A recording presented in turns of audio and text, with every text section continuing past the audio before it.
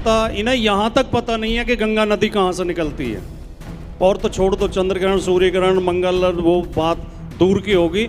नदी तो नदी है, नदी तो अरे भैया हिमालय पे चढ़ जाते, जाके थोड़ा गंगोत्री तक चले जाते, थोड़ी मेहनत करके तो बता देते कि वो हिमालय से निकल रही है, गंगोत्री से गंगा नदी निकल रही है। नदी बस नीचे देखी थी, बोली नदी कहाँ से निकल रही है कि नदी ये तो ब्रह्मा के कमंडल से निकलती है, शिव जी की जटाओं में आती है और शिव जी जटा खोल देते हैं और भगीरथ आगे आगे चले और गंगा पीछे पीछे चल रही है। जगत गुरु स्वयंभू जगत गुरु हैं और ये जाति के आधार पर जगत गुरु बने हैं। एक ही जाति का व्यक्ति अपने आप को जगत गुरु कह सकता है, दूसरी जाति का व्यक्ति नहीं कह सकता। और ये जगत गुरु हमें ज्ञान देने के बजाय अज्ञान परोस रहे हैं, अंधविश्वास परोस रहे हैं, हमें मूर्ख बना रहे हैं। उन्हें आप ग्रहण से संबंध जोड़ देते थे कि इसकी माँ ग्रहण में लेट गई होगी, और मैंने खुद देखा है कि इनके इस बहकावे में आके, इस मूर्खता में आके कई लोग गर्भवती स्त्रियों को कई कई घंटे खड़ा कर रखते हैं, उन्हें बैठने नहीं देते, चारपाई पर लेटने नहीं। आपसे हमने पूछा भैया बारिश कैसे होती है, कि बारिश तो ऐसा है, एक इंद्र देवता है, वो बादलों को आदेश देता है कि जाओ बारिश करके आओ, और वो जाके बारिश कराते हैं। उनके नाम तक रख रखे हैं कि ये जो है रात और दिन कैसे होते हैं, कि सूर्य देवता घोड़े पर रथ में सवार होकर चलते हैं, जब सूर्य चले जाते हैं तो वो जो उधर अस्ताचल में चले जाते हैं, उसकी ओट में आ जाते हैं, वो पर्वत की ओट में। ये इनका ज्ञान है। चेचक निकलती थी हर साल, चेचक को वो माता का प्रकोप बताते थे, ये कहते, ये सोचा ही नहीं, दिमाग ही नहीं लगाया, पता नहीं दिमाग था ही नहीं कि ये कोई बीमारी भी है। और उसके हमें बताते थे कि वो माता की पूजा करो। हम चावल बनाते थे और चावल दही खाते थे और माता को पूजते थे और कहते थे डॉक्टर के पास मत ले जाना वरना माता भड़क जाएगी। और वो वहाँ अमेरिका में डॉक्टर आया, उन्हें बहुत बहुत बधाई। और बच्चों ने भी बहुत अच्छा नृत्य अभी प्रस्तुत किया, उनके कोरियोग्राफर को भी बहुत बहुत बधाई, बहुत सुंदर कोरियोग्राफी की। मैंने अपना भाषण आधा कर दिया क्योंकि समय की नाजुकता को देखते हुए, लेकिन जो काम की बातें हैं वो कोई नहीं छोड़ी है। सर पूरा सुनेंगे, सबकी इच्छा पूरा करें आप भाषण सर, कोई बात नहीं, हजारों लोग बैठे। संबोधन में और भूमिका में अनावश्यक समय खर्च होना था, उसे बचा लिया है। मैं सीधे सीधे विषय पे आऊँगा और विषय से संबंधित ही बोलूँगा। आज का विषय दिया गया है 14 अक्टूबर 1956 को बाबा साहब के जीवन के अंतिम निर्णय के आलोक में बुद्धिजीवी वर्ग की भूमिका। देखिए, एक तो मैं ये कहना चाहता हूँ कि 14 अक्टूबर 1956 को जब बाबा साहब ने बौद्ध धर्म की दीक्षा ली, बौद्ध धर्म स्वीकार किया, तो वो एक मात्र धर्म परिवर्तन नहीं था, वो सदियों से चली आ रही सड़ी गली व्यवस्था, जाति विभेद, ऊंच नीच, शोषण, अन्याय, अमानवीयता के खिलाफ एक क्रांति का बिगुल था। वो एक संदेश था पूरी मानवता के लिए, पूरे विश्व के लिए। वो एक विचार था, वो एक वैचारिक क्रांति थी। बाबा साहब की एक किताब बहुत प्रसिद्ध है, आप में से बहुत लोगों ने पढ़ी होगी। बाबा साहब ने एक पुस्तक लिखी, बुद्ध एंड हिज धम्मा, वो मैंने पढ़ी। उसकी जो भूमिका बाबा साहब ने लिखी है, बाबा साहब उसमें लिखते हैं कि जब मैं एक किताब लिखने की योजना बना रहा था तो मैं ये सोच रहा था कि बौद्ध साहित्य बहुत विशाल साहित्य है, त्रिपिटक इतना बड़ा है और उसमें इतने बाद में इतनी बातें जोड़ दी गई हैं जो बुद्ध ने नहीं कही थी, जो बुद्ध से संबंधित नहीं है, तो उसमें बहुत सारे छेपक भी आ गए हैं। तो इनमें से बुद्ध की कही हुई बातों को छांटना और केवल उन्हें सम्मिलित करना, ये मेरे लिए बड़ी चुनौती थी। तो उन्होंने कहा कि फिर मैंने 3 कसौटी उसमें रखी कि एक तो बुद्ध कोई भी ऐसी बात नहीं कहते थे जो तर्क की कसौटी पर खरी ना उतरती हो, जो तार्किक ना हो। दूसरे, बुद्ध का पूरा विश्वास मानव सेवा में था, वो कोई भी ऐसी बात नहीं कह सकते थे जो मानव उपयोगी ना हो, मानव कल्याण जिसमें निहित ना हो। और तीसरे, वो कोई ऐसी बात नहीं कहते थे जिससे अंधविश्वास, पाखंड बढ़ता हो या भेदभाव बढ़ता हो। तो बाबा साहब ने लिखा है कि मैंने इन 3 कसौटियों को ही रखा और मैंने उन बातों को छोड़ दिया जो इन कसौटियों पर खरी नहीं उतरती थी। मैंने सिर्फ उन बातों को रखा जो तर्क की कसौटी पर खरी उतरती थी, जो मानव कल्याण के लिए थी और जो भेदभाव और पाखंड का विरोध करती थी। तो बाबा साहब का अगर पूरा जीवन देखें हम, बाबा साहब का पूरा जीवन इसी में निहित है बाबा साहब ने जो भी काम किया अपने जीवन में वो मानव कल्याण के लिए किया, वो शोषण को दूर करने के लिए किया, भेदभाव को दूर करने के लिए किया, पाखंड को दूर करने के लिए किया, अंधविश्वास को दूर करने के लिए किया, वो जातीय भेद को मिटाने के लिए किया, जो खाई थी उसे ख़त्म करने के लिए किया। तो बाबा साहब का पूरा जीवन हमें संदेश देता है और यही संदेश उनके 14 अक्टूबर 1956 को बौद्ध धर्म स्वीकार करने के पीछे छिपा हुआ है। आज अब बात आती है दूसरी के बुद्धिजीवी वर्ग की भूमिका। तो हम बाबा साहब को याद तो करते हैं, बुद्ध को याद तो करते हैं, बौद्ध धर्म की बातें तो करते हैं, लेकिन हम अपनी भूमिका नहीं निभाते। आज देश में कई हजार चलती फिरती यूनिवर्सिटियां घूम रही हैं और वो यूनिवर्सिटियां कहीं यूजीसी से मान्यता प्राप्त नहीं है, वो कुछ सरकार से मान्यता प्राप्त नहीं है। उन यूनिवर्सिटियों का नाम है जगत गुरु। जगत गुरु का मतलब क्या हुआ? जगत किसे कहते हैं? यूनिवर्स, पूरी दुनिया। और जो पूरी दुनिया का विद्यालय है तो वो हो गई यूनिवर्सिटी। ये जगत गुरु स्वयंभू जगत गुरु हैं और ये जाति के आधार पर जगत गुरु बने हैं। एक ही जाति का व्यक्ति अपने आप को जगत गुरु कह सकता है, दूसरी जाति का व्यक्ति नहीं कह सकता। और ये जगत गुरु हमें ज्ञान देने के बजाय अज्ञान परोस रहे हैं, अंधविश्वास परोस रहे हैं, हमें मूर्ख बना रहे हैं, हमें पथभ्रष्ट कर रहे हैं, हमें रास्ता भटका रहे हैं। इन जगत गुरुओं से मैं पूछना चाहता हूं कि आप ज्ञान के ठेकेदार बने हुए हो, आप कहते हो कि हमारा ही ज्ञान पे अधिकार है, हमारा ही शिक्षा पे अधिकार है, हम ही पढ़ेंगे और हम ही पढ़ाएंगे, हम ही ज्ञान लेंगे और हम ही ज्ञान देंगे।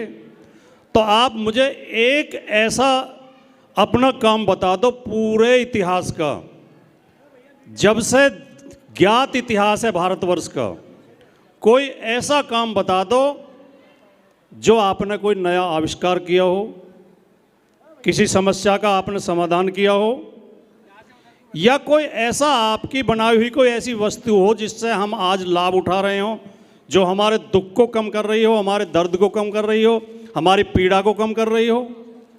कौन सा आविष्कार आपने किया? क्या इंजन इन्होंने बनाया?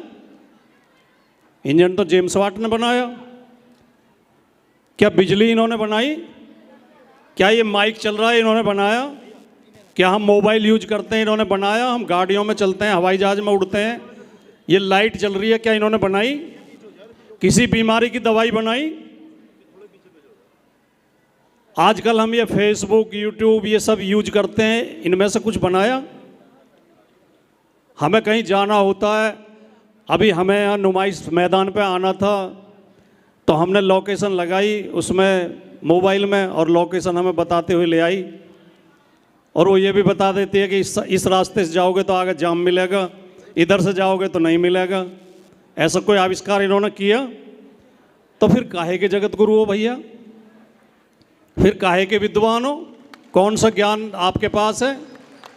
हाँ, आपने हमें बताया कि हमने पूछा जी ये चंद्र ग्रहण सूर्य ग्रहण कैसे पड़ते हैं? बोले वो राहु केतु हैं, वो सूर्य को चंद्रमा को ग्रस लेते हैं। और नई बातें बता दी कि चंद्र ग्रहण सूर्य ग्रहण के समय गर्भवती स्त्री को खड़े रहना चाहिए, उससे अगर वो लेट गई तो वो बच्चे पैदा होंगे। वो जो पोलियोग्रस्त बच्चे होते थे उन्हें आप ग्रहण से संबंध जोड़ देते थे कि इसकी माँ ग्रहण में लेट गई होगी। और मैंने खुद देखा है कि इनके इस बहकावे में आके, इस मूर्खता में आके कई लोग गर्भवती स्त्रियों को कई घंटे खड़ा कर रखते हैं, उन्हें बैठने नहीं देते, चारपाई पर लेटने नहीं देते। आपसे हमने पूछा भैया बारिश कैसे होती है? कि बारिश तो ऐसा है, एक इंद्र देवता है, वो बादलों को आदेश देता है कि जाओ बारिश करके आओ, और वो जाके बारिश कराते हैं। उनके नाम तक रख रखे हैं कि ये जो है रात और दिन कैसे होते हैं, कि सूर्य देवता घोड़े पर रथ में सवार होकर चलते हैं, जब सूर्य चले जाते हैं तो वो जो उधर अस्ताचल में चले जाते हैं, उसकी ओट में आ जाते हैं, वो पर्वत की ओट में। ये इनका ज्ञान है। इन्हें ना तो ये पता, इन्हें यहाँ तक पता नहीं है कि गंगा नदी कहाँ से निकलती है। और तो छोड़ दो, चंद्र ग्रहण, सूर्य ग्रहण, मंगल, वो बात दूर की होगी। नदी तो नदी है, नदी तो अरे भैया हिमालय पे चढ़ जाते, जाके थोड़ा गंगोत्री तक चले जाते, थोड़ी मेहनत करके, तो बता देते कि वो हिमालय से निकल रही है, गंगोत्री से गंगा नदी निकल रही है।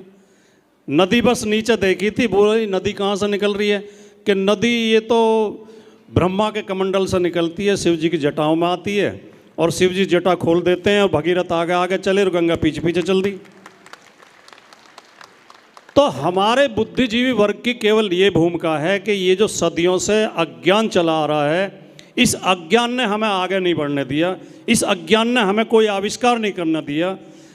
चेचक निकलती थी हर साल, चेचक को वो माता का प्रकोप बताते थे, ये कहते, ये सोचा ही नहीं, दिमाग ही नहीं लगाया, पता नहीं दिमाग था ही नहीं कि ये कोई बीमारी भी है।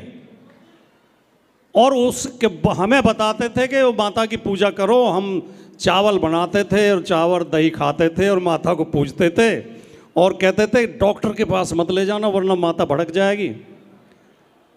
और वो वहाँ अमेरिका में डॉक्टर जेनर ने घोड़े के उससे मज्जा से जो है चेचक का टीका बना दिया और उस टीके ने पूरी दुनिया से चेचक खत्म कर दी। अब तुम्हारी माता कहाँ गई, टीके ने तो खत्म कर दी माता। अब कोई चेचक बता दे तो उस पर इनाम है। तो ये जो अज्ञानता है और ये जो अमानवीयता है और ये जो काल्पनिक कहानियां हैं, काल्पनिक पुस्तकें लिख रखी हैं कि जी हम तो मुख से पैदा हुए थे, तो इसका मतलब आप उल्टी की होगी, उन्होंने उल्टी में निकल आए आप वोमिटिंग में निकल आए। कह रहे आप जो भुजाओं से पैदा हुए थे, ये उधर से पैदा हुए थे, और आप हमें बताते हैं कि पैरों से पैदा हुए थे, और क्योंकि पैरों से पैदा हुए थे इसलिए हमारे पैरों में रहो। तो बाबा साहब ने जो एनिहिलेशन ऑफ कास्ट, उनकी पुस्तक छोटी सी है और वो वैसे उनका भाषण था, उन्हें एक सभा में भाषण देना था और उन आयोजकों ने कहा कि जी अपना भाषण टाइप करके आप हमें भेज दो। तो उन्हें फिर वो इतना ख़राब लगा बाबा साहब का भाषण कि उन्होंने अपना कार्यक्रम ही कैंसिल कर दिया कि भाई अगर कार्यक्रम करेंगे तो बाबा साहब बुलाने पड़ेंगे, क्योंकि उन्हें चीफ गेस्ट बना दिया है और चीफ गेस्ट वो आएंगे तो वो ये भाषण पढ़ेंगे। तो बाबा साहब ने उस एनिहिलेशन ऑफ कास्ट में साफ साफ लिखा है कि जो हिंदू धर्मशास्त्र हैं वो इस भेदभाव को समर्थन करते हैं, इस भेदभाव का, इस जातीय ऊंच नीच का, जातीय शोषण का, जातीय अन्याय का, इस अमानवीय व्यवस्था का समर्थन करते हैं। इसलिए अगर हमें जाति खत्म करनी है, जातिवाद खत्म करना है और जातीय भेदभाव करना है तो हमें इन फर्जी धर्मशास्त्रों का बहिष्कार करना पड़ेगा, तब हम इसे खत्म कर सकते हैं। अगर हम इन फर्जी धर्मशास्त्रों के प्रति श्रद्धा का भाव रखेंगे, समर्थन का भाव रखेंगे, तो हम जातिवाद खत्म नहीं कर सकते, हम जाति व्यवस्था को खत्म नहीं कर सकते। यही संदेश बाबा साहब का है और इसी उद्देश्य से उन्होंने इन धर्म ग्रंथों के खिलाफ विद्रोह के रूप में, इन धर्मशास्त्रों के खिलाफ विद्रोह के रूप में उन्होंने 14 अक्टूबर 1956 को बौद्ध धर्म की दीक्षा ली थी। तो मैं ये समझता हूँ कि जो आज के हमारे जो बुद्धिजीवी हैं उन्हें लोगों को ये समझाना चाहिए, हम कहने की हिम्मत नहीं कर पाते। अब मैं देखता हूँ, मैं जहाँ भी जाता हूँ, मैं बहुत कार्यक्रमों में आजकल लोगों का प्यार मिल रहा है, लोग बुलाते हैं, और ख़ास तौर से मैं बहुजन समाज के कार्यक्रमों में ही बुलाया जाता हूँ ज़्यादातर, और उसमें लोग मुझसे कहते हैं कि आप बहुत अच्छा बोलते हो, बहुत बढ़िया बात कहते हो, आपकी बातें बहुत अच्छी लगती हैं। मैं केवल अपने अंदर एक विशेषता पाता हूँ कि मैं सच कहने की हिम्मत रखता हूँ। केवल हमने बहुत दिन फर्जी बातें स्वीकार कर ली, बहुत दिन ये इस शर्म में, इस डर में कि यार लोग क्या कहेंगे, अगर हम इनका विरोध करेंगे तो लोग क्या कहेंगे। ये धर्म का विरोध नहीं है, ये धार्मिक पाखंड का विरोध है, ये धार्मिक कुचक्र का विरोध है, धार्मिक षड्यंत्र का विरोध है। इसलिए हमें हिम्मत और हौसले के साथ इन फर्जी बातों का विरोध करना चाहिए। और बुद्धिजीवी वर्ग की भूमिका मैं यही समझता हूँ कि आप लोगों को जाकर समझाएं कि इन फर्जी बातों की वजह से आप हजारों साल से नारकीय जीवन जी रहे हैं, और जब तक इन फर्जी बातों को नहीं छोड़ेंगे आगे आपकी आने वाली संतानें भी नारकीय जीवन जीती रहेंगी। अगर आपको अपने उन्नति करनी है, अपने बच्चों की उन्नति करनी है, अगर आपको मनुष्यता पानी है, मनुष्य की गरिमा और मनुष्य का सम्मान पाना है, तो आपको बाबा साहब के बताए हुए और भगवान बुद्ध के बताए हुए मार्ग पर चलना पड़ेगा और इन पाखंडों से बाहर निकलना पड़ेगा। तो ये बातें आती रहती हैं अक्सर।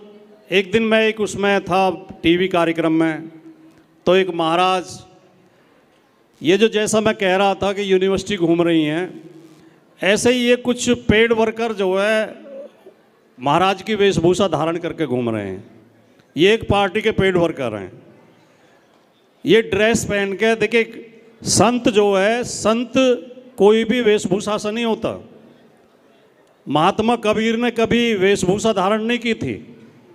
वो अपना कपड़ा भी बुनते थे और अपने छंद भी लिखते थे, अपने पद भी लिखते थे, अपने दोहा भी लिखते थे। और कबीर ने कहा कि कबरा मन निर्मल करो जैसे गंगा नीर, और पीछे पीछे हर फिरे कहत कबीर कबीर। अगर आपका मन साफ है, आपके कर्म अच्छे हैं, तो भगवान आपको खुद तलाश करेगा। आपको भगवान को तलाश करने की ज़रूरत नहीं है।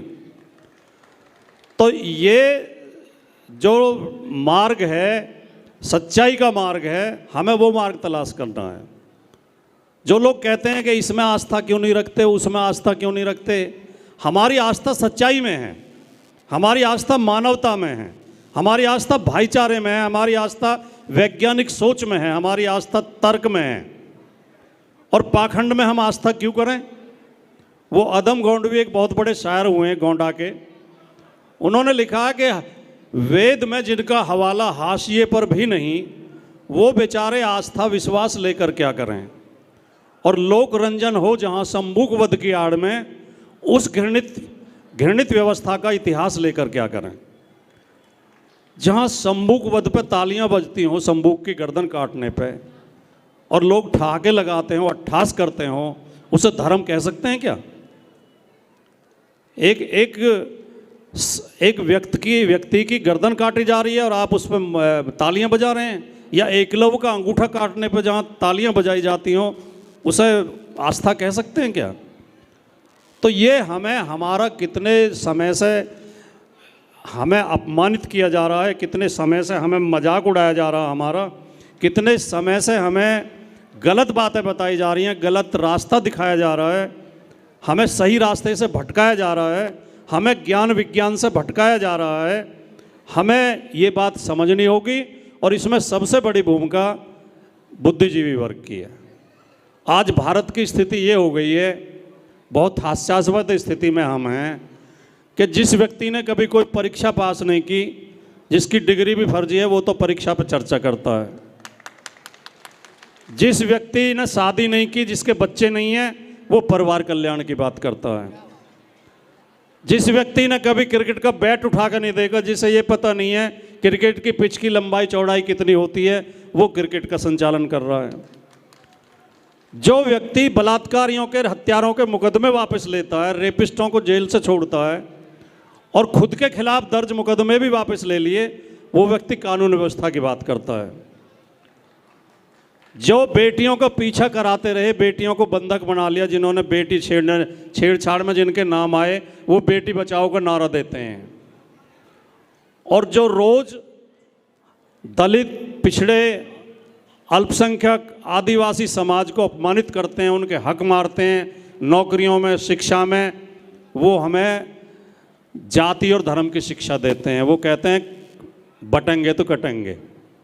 जो बांटने का ही काम करते हैं, काटने का ही काम करते हैं, जिनका फुल टाइम काम ही ये है, वो हमसे कहते हैं बटेंगे तो कटेंगे। अरे बांट तो तुम रहे हो, हम तो एक करना चाह रहे हैं। तो इस चीज़ को समझने की ज़रूरत है, इस षड्यंत्र को समझने की ज़रूरत है, इस कुचक्र से निकलने की ज़रूरत है। और हमें जागरूक और एकजुट होकर और हिम्मत के साथ, साहस के साथ, और हमें निडर बनना पड़ेगा और मुखर बनना पड़ेगा। मैं तो ये दो ही मंत्र जानता हूँ कि निडर बनो और मुखर बनो। बाबा साहब ने कहा था शिक्षित बनो, संगठित हो, संघर्ष करो। इसमें दो बात और जोड़ लो बस। बाबा साहब की तीनों बातें सिरोधार्य रखो, याद रखो, और इनमें दो बात और जोड़ लो कि निडर बनो और मुखर बनो। जब कहीं मूर्खता की बात हो रही हो तो चुप मत बैठो, मूर्खता की बात का विरोध करो, पाखंड का विरोध करो, सच्चाई की बात कहो, अपने हक की बात कहो, अपने हक के लिए लड़ो। अभी ये बेटियां आई थी, छोटी छोटी बच्चियां, तो किसी ने कहा कि अभी रुक जाओ, तो एक लड़की बड़े गुस्से में बोली कि नहीं अब नहीं रुकेंगे हम। तो मुझे उसमें झलकारी बाई दिखाई दी, मुझे उसमें माता सावित्री बाई फुले दिखाई दी। इस तरह ही निडर बनना पड़ेगा। धन्यवाद साथियों, आपने बहुत प्यार दिया, बहुत सम्मान दिया, आपने मुझे बुलाया, 2 बात कहने का मौका दिया, मैं आपका बहुत बहुत आभारी हूँ। अलीगढ़ के किसी कार्यक्रम में मैं पहले एक बार इसी नुमाइश मैदान में ही कवि सम्मेलन में आया था सुनने के लिए, आदरणीय उदय प्रताप जी के साथ। वो मेरे बहुत उनका मैं उनके प्रेम का पात्र हूँ। आज मैं दूसरी बार यहाँ आया हूँ, तो मैं बहुत गौरवान्वित हूँ, बहुत खुश हूँ, बहुत प्रसन्न हूँ। अलीगढ़ ने मुझे बहुत प्यार दिया है। धन्यवाद। जय भीम, जय भारत।